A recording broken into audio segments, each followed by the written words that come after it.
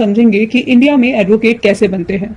Advocate बनने के लिए सबसे पहले आपको करना है 3 इयर्स LLB का कोर्स, जो कि आप किसी भी ग्रेजुएट डिग्री के बाद कर सकते हैं, जैसे BA, BCom, BBA, या फिर आप कर सकते हैं 5 इयर्स LLB का कोर्स, जिसे आप सीधा 12th के बाद कर सकते हैं। यहाँ आपको इंटीग्रेटेड डिग्री मिलेगी, यानी कि ग्रेजुएशन प्लस LLB, जैसे BA LLB honours, BCom LLB honours etcetera. तो इंस्टेड ऑफ 6 इयर्स यहाँ आपका कोर्स 5 साल में ही कंप्लीट हो जाएगा। जैसे ही आपका कोर्स कंप्लीट होता है तो आप बन जाएंगे लॉयर। लॉयर यानी कि वो व्यक्ति जिसके पास लॉ की डिग्री होती है, बट लॉयर्स अपने क्लाइंट्स को कोर्ट में रिप्रेजेंट नहीं कर सकते, और अगर आप ऐसा करना चाहते हैं तो इसके लिए आपको बनना पड़ेगा एडवोकेट। इसके लिए आप अपनी डिग्री के कंप्लीट होने पर या तो फाइनल ईयर में ही AIB एग्जाम के लिए फॉर्म भर सकते हैं। पहले ये एग्जाम सिर्फ और सिर्फ LLB ग्रेजुएट दे सकते थे, लेकिन अब फाइनल ईयर स्टूडेंट्स भी अप्लाई कर सकते हैं। AIB का एग्जाम एक ओपन बुक एग्जाम होता है, जहां आप अपनी बेयर एक्ट साथ ले जा सकते हैं, एंड इस साइट पर जाकर नोटिफिकेशन आने पर आप इस एग्जाम का फॉर्म भर सकते हैं।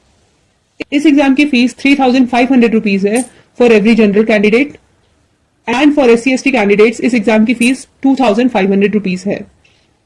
और इसी के साथ ही आपको करवाना होगा अपने स्टेट बार में अपना एनरोलमेंट, यानी कि आप जिस भी स्टेट से बिलोंग करते हैं या जिस भी स्टेट में प्रैक्टिस करना चाहते हैं, उस स्टेट के बार काउंसिल में अपना एनरोलमेंट।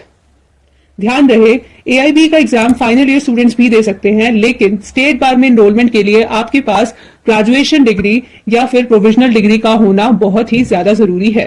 बिना इस डिग्री के आपका एनरोलमेंट स्टेट बार काउंसिल में नहीं हो सकता।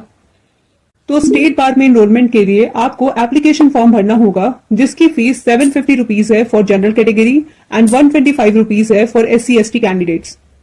इस फॉर्म को आप अपनी प्रोविजनल डिग्री के मिलने के बाद कभी भी सबमिट कर सकते हैं, एंड आपके एप्लीकेशन फॉर्म सबमिशन के बाद जैसे ही आपके सारे डॉक्यूमेंट्स वेरीफाई हो जाते हैं एंड पुलिस वेरिफिकेशन हो जाता है, तब आपको आएगा इंटरव्यू के लिए कॉल, जिस कॉल पर आपको इंटरव्यू का डेट, टाइम एंड प्लेस बताया जाएगा।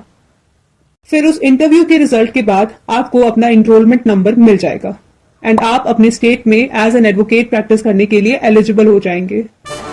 एंड सपोज AIB का रिजल्ट भी आ जाता है, जिसे आप क्वालिफाई कर लेते हैं, तो आप ऑल इंडिया में कहीं भी एज एन एडवोकेट प्रैक्टिस कर सकते हैं, और साथ ही साथ अपने रिश्तेदारों में भी अपना भौकाल बना सकते हैं।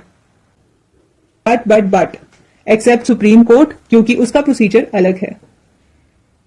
लेकिन क्या होगा अगर कोई कैंडिडेट फेल हो जाता है? तो समझते हैं। अगर कोई कैंडिडेट स्टेट बार के इंटरव्यू को फेल करता है, तो उसे 6 महीने में वापस उस इंटरव्यू को देने का मौका दिया जाएगा। लेकिन अगर आप AIB के एग्जाम को फेल करते हो, तो आपको उस एग्जाम को दोबारा देने का चांस उसी फीस में तो नहीं मिलेगा। आपको वापस से फीस भरनी पड़ेगी, वापस से फॉर्म भरना पड़ेगा, एंड वापस से उस एग्जाम को देना पड़ेगा। और ध्यान रहे, जैसे ही आपका स्टेट बार में एनरोलमेंट होता है, उसके 2 साल के अंदर अंदर ही आपको AIB का एग्जाम भी क्वालिफाई करना होता है। और अगर आप इन 2 सालों के अंदर AIB का एग्जाम क्वालिफाई नहीं कर पाते हैं, तो आपको वापस से स्टेट बार में एनरोलमेंट कराना पड़ेगा, उसी सेम प्रोसीजर से जिसे हमने अभी तक समझा है। Well, that's all for today. I hope इस वीडियो से एनरोलमेंट प्रोसीजर के बारे में आपके सारे डाउट्स क्लियर हो गए होंगे। अगर फिर भी आपको कोई डाउट है तो आप उसे कमेंट में जरूर लिखें, मैं आपके सभी क्वेश्चंस का आंसर करूंगी। And if this video help you in any way, तो इस वीडियो को लाइक करें एंड कमेंट्स में अपने व्यूज जरूर लिखें। Thank you very much for sticking till and. Also do